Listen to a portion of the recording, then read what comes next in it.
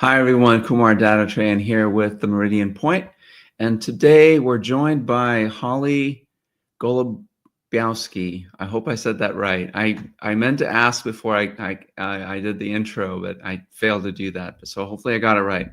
Anyway, so she's the lead facilitator at LeaderSkills and an executive coach who helps transform struggling leaders into high performers.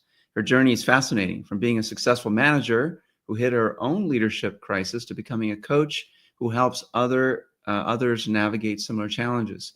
Drawing from over 25 years of business experience, including roles as the COO and the VP of operations, Holly now runs both a thriving real estate company and helps deliver what she playfully calls no BS leadership training. So I love that. And with that, I'm going to invite her on stage. And tell me about this no BS leadership training. Yeah, it's funny. I always question if we should say that or not, because, it could rub some people the wrong way, but it really is what it is at the end of the day.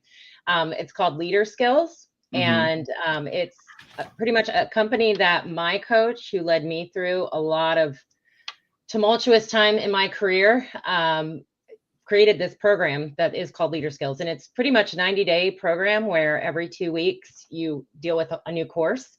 And it takes about, I would say, 30 minutes to 60 minutes max every 2 weeks, where you're learning a new tool or a new concept. It's kind of interesting because, when you do training, it's either like pie in the sky, like big concepts, or like just so dumbed down that it's not really useful. And our program really is focused on, getting to what you need to do and creating real tools that you can implement right away. So it's pretty much right to the point, no BS. That's fantastic. I love that you call it that. I don't know if you call that in your marketing. Yes, we have started using it a lot more. Everybody seems to really enjoy it. Yeah, I mean, I think it conveys the sense of what you offer, right? It's no BS. It's no fluff. It's just the stuff. Yep. You're right. A lot of training out there is very theoretical and it's hard to put to practice. And the fact that you do this over a period of time, I think is it's how adults learn anyway better. They learn better. Like, learn a little thing, go practice a little thing, come back, talk about it, learn another little thing, go practice it, come back, talk about it. Exactly. And that's the whole goal, is to make it something that you not only read, but you learn, you practice, and then we come back at the end and talk about, okay, what can we do different? How can I help you do it better? So it's really great for retaining the skills too. Yeah.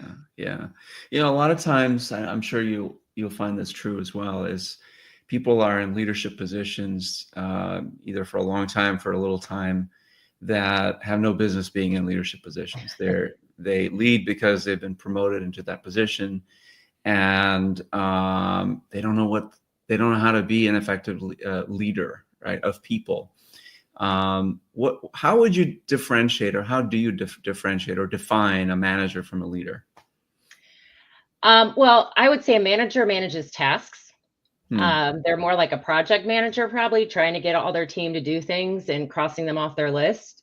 A leader is someone who does still do that, because you have to, but also is improving the team, improving the communication, getting them motivated, and making them better at what they do too along the way. It involves so many things that's above and beyond just that task completion.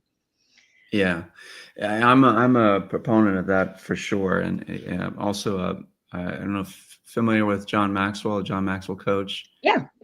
Coaching books, and one of the models that he promotes is called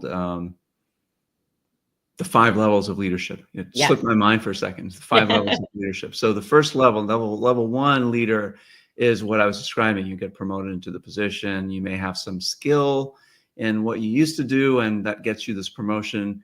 And so people follow you because they have to. They have no choice. Yes. You're their manager, right? And then level 2 is people follow you because they want to. You provide some accountability on them, and you yourself are accountable for their growth, and they like you, and they want to follow you.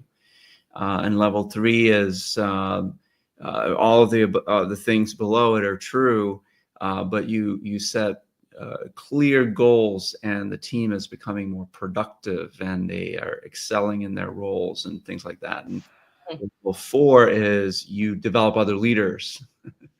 And Yes. level 5 sort of transcends all those things. They're sort of seen by the public eye as leaders. People like, both polarizing figures, of course, in today's politics, like Elon Musk or Trump, right? Love them or hate them, people have an opinion. Yes. Do you sort of, in your training, do you help people see the difference in these? Again, these are the levels that John Maxwell came up with, but I'm sure you've experienced them yourself. Absolutely. I mean, it's interesting because what you say there, I mean, our favorite thing to do, and this is in coaching or with LeaderSkills, is when I have someone I'm working with or watch a client get to that point where they're really elevating their team. When they have someone promoted from below them to a leadership role, that's like the ultimate goal. That means you're doing it right. You're doing it well. Now, sometimes that can happen even if you're just a manager and not a leader, but that's more sheer luck than it is. There's people I've worked with over the years who are just, complete like factories producing these great people to be promoted constantly. And they were like truly good leaders that were doing that for their team to make them better. And everybody wants to work for people like that. So it definitely is beneficial, not only for you, but for your company in the future. Yeah, absolutely. So tell us a little bit about yourself. I from our past conversations, you mentioned you had your own leadership crisis 8 years ago. Yes. Talk about that a little bit. Yeah. So if you think of the Peter principle, I like to bring this up a lot. People get promoted to pretty much a job they can't do or don't have the skills to do. And I pretty much was in that place. And I had skills that made me successful before. And I was on this promotion path. I was used to being the, cool kid that always was up and coming and doing well and lots of promotions. And I made the jump from being a manager at a location to a regional manager that had, teams all over the country. And now I suddenly have to manage them. Yeah. And it's so different. It is just so different, not just the interpersonal skills dealing with everyone at that corporate level, but the hardest part for me was getting those people on my team, getting them on my bus. And I did not know what I was doing wrong. Like I probably for about almost a year struggled where numbers didn't look good. My portfolio was one of the worst. And I was just so frustrated because I was spinning my wheels, like working harder, more hours. And actually it created the snowball effect of all my team ended up stressed out because I was stressed out. I was making them work more than less, and probably on really dumb things in hindsight because I was just trying to make sure they were doing what they needed to do, get the task done, right? Yeah. So I had someone that I thought very highly of just kind of nicely mention, things aren't going good for you. And he had he wasn't over me, but he was high in the company. And I'm like, oh my gosh, if this man is saying this is bad. I need to do something. And I kept going to my boss at the time, who was a regional vice president. And I just kept saying, what can I do? Help me. How can I know I'm not doing well. And I would get this response like, I just think you need to dig in. I think your managers, you really need them on your bus, not what to do about the problem, but more like all the symptoms. Like she was telling me, well, that's not working. I'm like, yeah, I know. That's why I'm talking to you, right? And I've seen this happen since then, time and time again, where someone in a manager role doesn't really know what to do to help that person. So I was lucky back then, and I had heard different people mention coaches in my peer group outside of work. And so I begged for one, pretty much. I actually ended up going above my boss at the time. And the CEO of that company said, you know what, let's try it. We've never done it. We'll try it. And that's how I ended up with Nan O'Connor, who is the creator of LeaderSkills. And she's a certified master coach. She's been doing it, I think, for probably over 30 years. And she's worked with some amazing high-level people. And in her prior life had a great career on her own. She had a marketing firm, media marketing firm. And I mean, they had clients like Coca-Cola. So like it was not a small company by any means. They sold it successfully.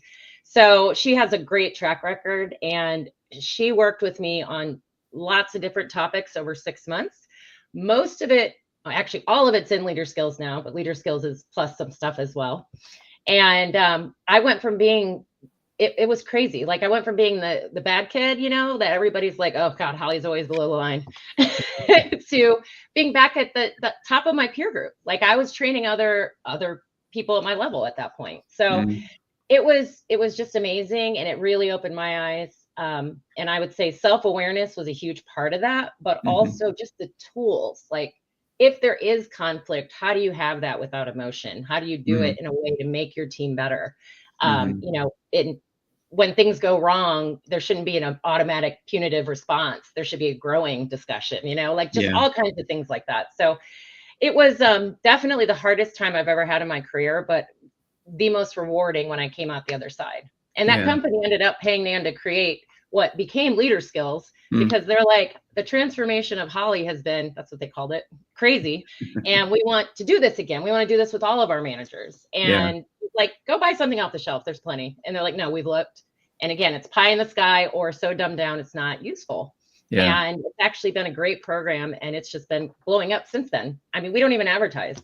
Podcasts are the first thing I've really done that I talk about it outside of work at our office. So it's pretty amazing. So that is a really good story of sort of awareness, self-awareness, and this want, need, desire to change your approach, change your mindset, so you can feel like you're providing value to all these people that report to you, right? And for them to do better. I mean, that takes a certain amount of self-awareness. Not everyone's going to do that. Not every manager is going to be like, oh my God, I'm not doing my job. They may not even be aware that they're not doing their job as a manager. So, so kudos to you for that. But how do you help people sort of build the awareness that maybe they're not leading, they're just managing tasks? I would say that the first step that I find the most useful is having them take the DISC. Are you familiar with the DISC? There's tons of things out there like Myers-Briggs and StrengthsFinder. Right, sure. But DISC is different in that it is a behavioral profile. It's how you solve the problems around you. And there's 4 main types of how we do that. None of them are right or wrong. But it's a very amazing tool. I mean, it spits out like 30 pages about all the different things, how to be better, strong points, weak points, all these things. And for me, that was the first thing Nan did with me. And I looked at it and I'm like, oh my gosh, I railroad everybody. I'm aggressive and I don't mean to be, really, when you see it on the page like that, unemotional, right? It's just a piece of paper. It's not a person you can get mad at. And it's a report that has 95% accuracy since it's been around since I think the 1950s. So I couldn't deny it. And I use it with my clients. Everyone that goes through LeaderSkills takes it. And I'll get people from time to time that look at it and like, that's just not me.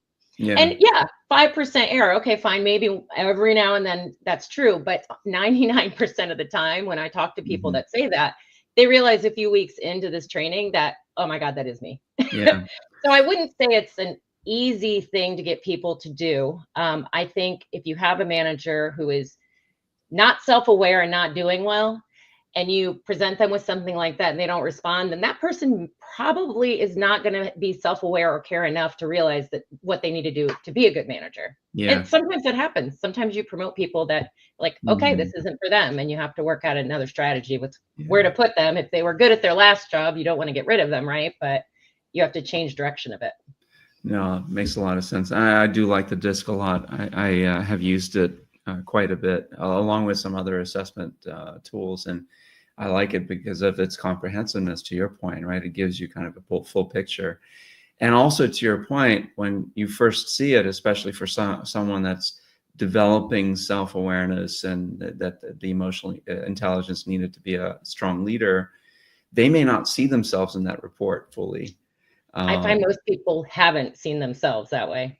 But as they start to develop their EQ, then they start to see, oh, okay, this is how this shows up. And I'm sure that's what your training does too, right? Is to help them develop the antenna, if you will, the radar, to pick up on their own behaviors in a way. Yeah, that's a great way to put it. Actually, I like that, their antenna. You can use it. Yeah, it exists. So tell me a little bit about the no BS part. Just an example. You don't have to open the kimono? Oh, sure. Just an example of something that's tangible, that's no BS, that someone can go use. Yep, absolutely. So we talk about, one of the courses is conflict management. It's everyone loves that one. They get a lot out of it. And I want to say, like 2 or 3 5-minute videos you watch. And we have a reference manual for people who prefer to learn by reading and seeing. But I'm going to guess it takes probably 15 minutes for people to read through that. So let's say 15 minutes. And then there's a tool, which we reference, nonviolent communication. I'm not sure if you're familiar with the book about that. Most people are.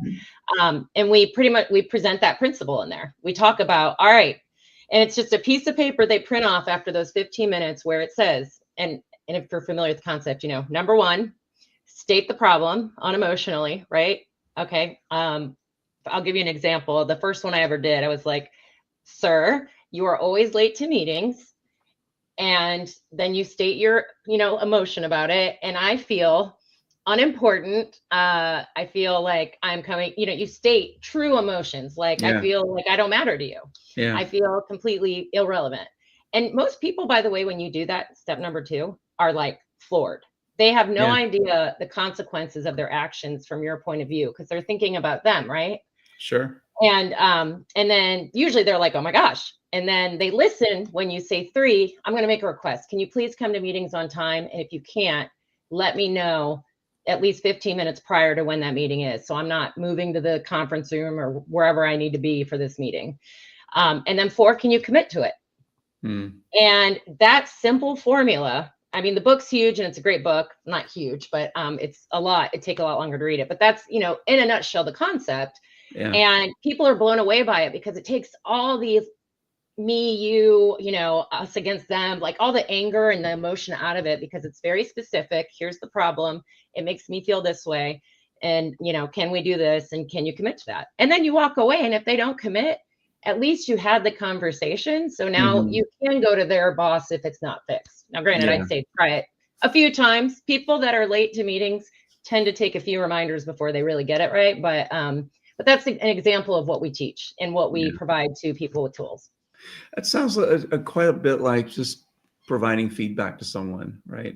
In a way that is constructive. And again, even just providing feedback can be difficult for people, right? It's difficult for the person giving it and difficult for the person receiving it.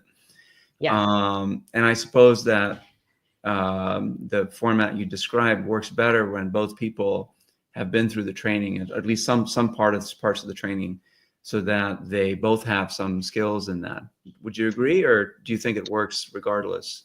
I actually would say I think it works regardless, only because in my experience with that, I learned this way back when I was going through that struggle in my career, and nobody at that company knew anything about this. They had no clue what nonviolent communication was.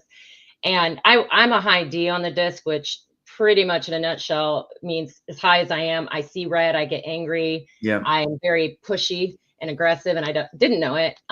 So when I started approaching people that I had conflict with this formula, they were just happy I was actually approaching them in that kind of way. Okay. So I think it kind of depends, but even if they don't realize you're using that formula, it's a very easy conversation. So whether they're familiar with it or not, it's still effective. Because it's like, oh, Holly just asked me for this commitment. Now that I know I'm upsetting Holly, I'll do it, because I didn't realize that's what I was doing. Yeah, maybe it's because of the clean language that you're using. You're not using any threatening words or phrases. You're presenting in this format, like stating the problem, and this is how you feel about it, and and so on, and then asking for their commitment to do something different, right? So I like that a lot. It's really cool. And there's other things in there way beyond that, just with like that course. We talk about how conflict is good and bad. It's not all bad, and just different ways to see conflict as well. So there's a lot of things like that in our no BS training. I love it. Yeah, it sounds very very practical, very down to earth, very actionable, and no BS, right? You just sort of you start to practice these tools. Do you have in your live sessions? Do you mock practice them in session, or typically? Sorry, I didn't mean to cut you off there, but they typically have practiced it for 2 weeks. So by the time we get to that live session we do at the end of every 2 weeks, they'll typically share what they learned, and if they have a little question here and there, like how to tweak it. That's usually where we're at that point. But it's pretty neat. We do some groups that are all one company, and some groups that are people from very different non-competing companies, of course. And it's amazing just how they all work together too in that conversation of, oh, I tried this, and someone else will speak up and be like, oh, that's great. Maybe I should do that too. Or companies that do it as a group will be like, oh my gosh, we're going to make this a policy, or we're going to train this across the board. And it really can make massive transformations for companies just doing some of these simple things we train.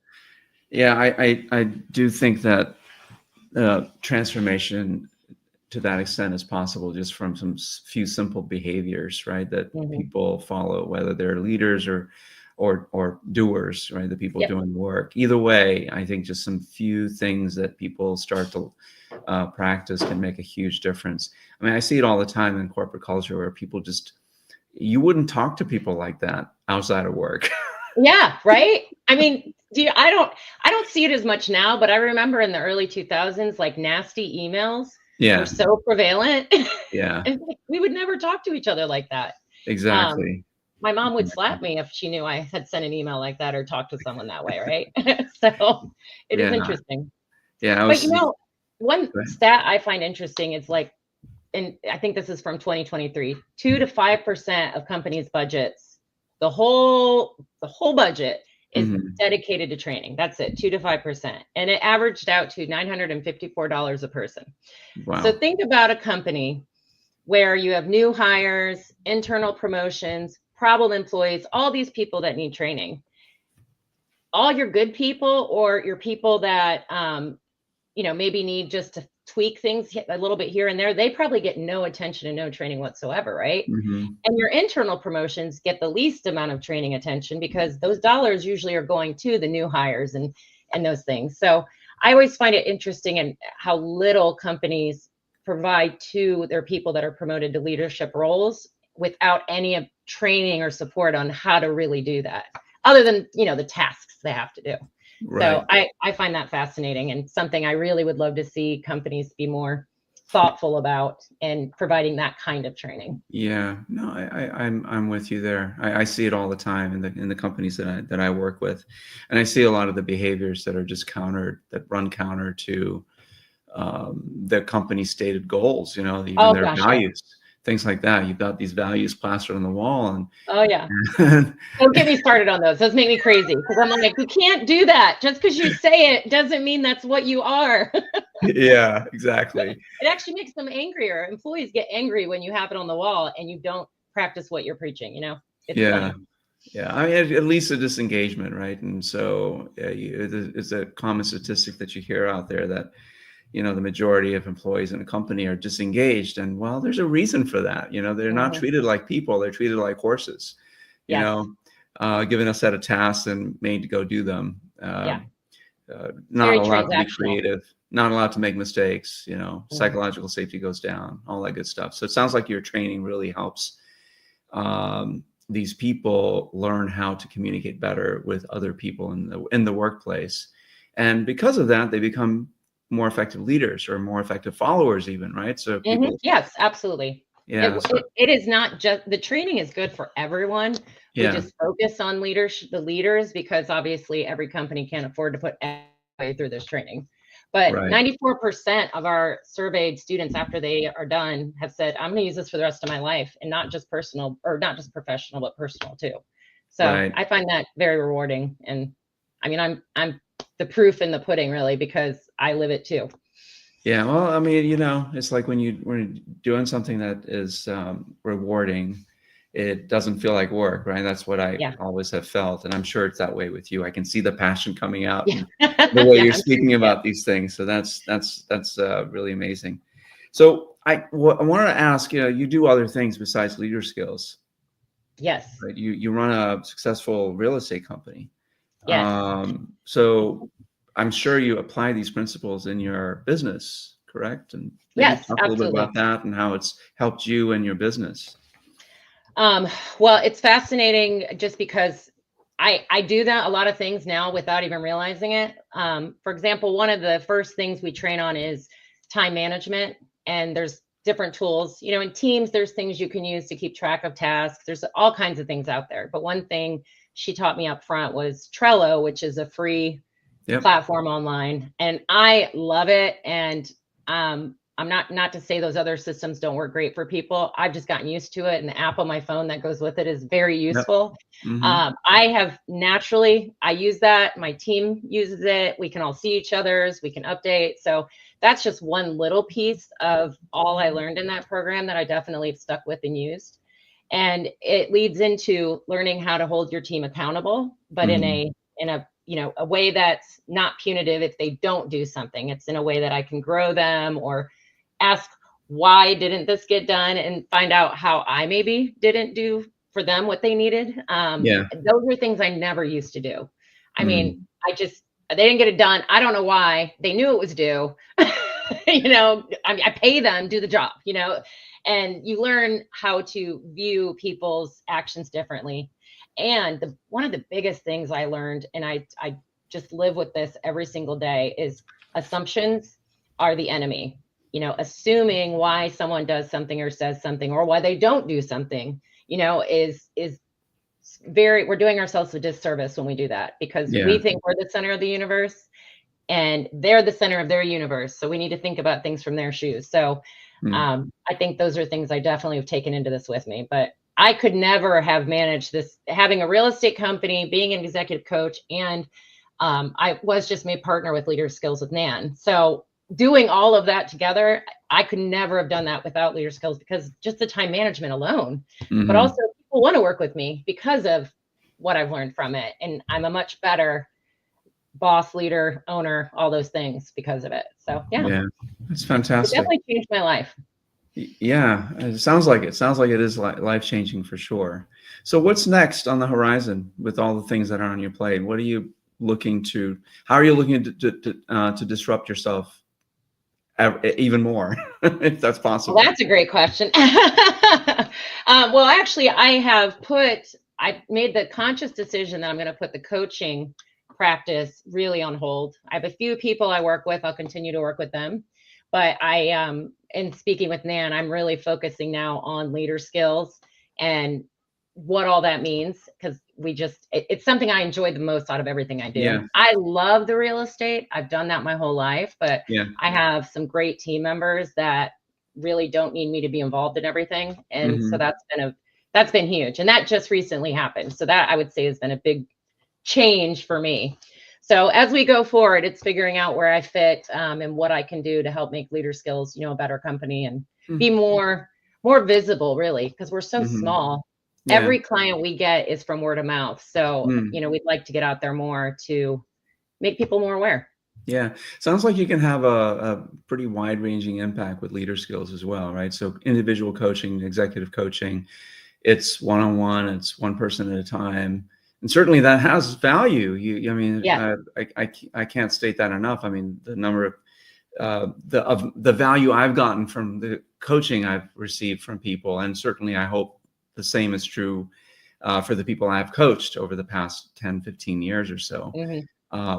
The impact, it does sort of ripple out, because that person that you've helped coach or you've coached, their behavior changes, and hopefully that translates to other people that they touch. But it seems to me that LeaderSkills, you can sort of exponentially increase your impact through that training. That's actually a really good way of looking at it. I haven't thought about it, but we typically have 6 to 10 people in a cohort. So, that's a group that I'm working with specifically. One of my clients right now, I've actually been doing one-off coaching with them too, which throughout the program, I'm available. They answer questions even when we're not on the live discussion. So I'm always there, kind of coaching, spot coaching, I would say. But with this one, I've gotten a little more involved, and it's just been a very rewarding to see them, I don't know, just watch their change too, the positive impact it's made on them, even outside of LeaderSkills. And it's nice because everyone that teaches LeaderSkills is a coach too. So we can do that, understand that dual role there. We're not just facilitators, we're also coaches helping. Yeah, awesome. That's awesome. So we're getting towards the end of our time together. So what have I not asked you that you'd like to share with our audience? Well, one thing I did want to point out is that on our website, Nan has created these awesome snippets of tips that are really helpful. And you can just sign up to get those for free on our website. They come every 2 weeks like clockwork. So if you go to leaderskills.training is the website, that's something that anyone now could sign up for free and get those tips. And some of them are really darn amazing, actually. I don't know how the things in her head amaze me.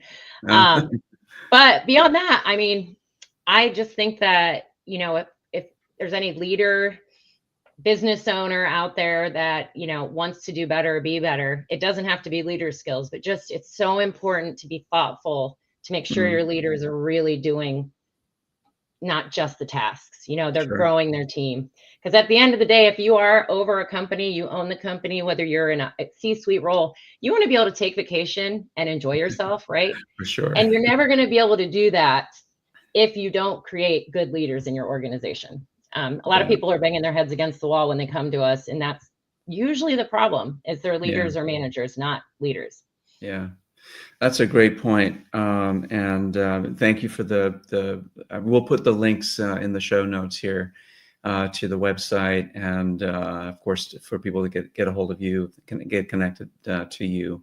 But it's a great point that you made all throughout this episode, really, about maybe just taking a pause, reflecting on your own leadership style, your skills, and level of anxiety that you might feel going into work. And that may be a signal that maybe you need some help. Yeah, right? absolutely. And to reach out. There's plenty of help out there. And it sounds like the program that you offer is different in that it is very actionable and very sort of oriented to providing real capabilities for managers, leaders, either new to their role or have been in their role for a long time, but are struggling. So yeah, awesome.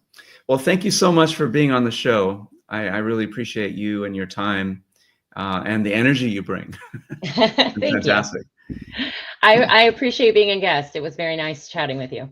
Yeah, likewise. All right. Thanks, everyone. See you next week. Bye-bye.